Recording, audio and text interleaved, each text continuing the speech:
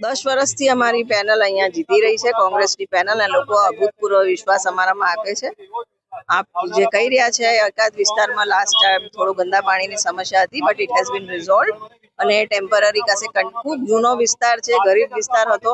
અમે 90% વિસ્તારમાં permanent solution લાવ્યા છે. અમુક લાઈનોમાં હજી બી જેમ જેમ અમને ખ્યાલ પડે છે, આ એક લાઈન હતી એનું બી અમે પરમેનન્ટ નિવારણ લઈ આવ્યા છે. એટલે હવે એવી કોઈ સમસ્યા છે નહીં, ને હોય તો એ ચેલેન્જીસ એક્સેપ્ટ કરવા રેડી છે. અમારા પ્રજાના, અમારા નાગરિકો અમારાથી ખૂબ ખુશ છે, ને એટલે 10 વર્ષથી અમને વોટ આપીને આખી પેનલ વિજય બનાવે છે.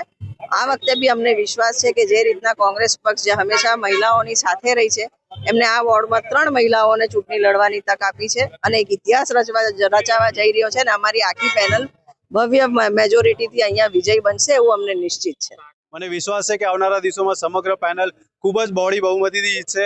તમારા માધ્યમથી વડોદરાની સમગ્ર જનતાને અપીલ કરવા માંગીશ કે આ ભારતીય જનતા પાર્ટીના ભ્રષ્ટાચારને મોડલને જો દૂર કરવું હોય તો મોકો છે. સમગ્ર વડોદરાની અંદર કોંગ્રેસના દરેક ઉમેદવારોને મત કરો, જેથી તેઓ વિજય બની અને લોકોના જે મૂળભૂત પ્રશ્નો છે એને વાચા આપે.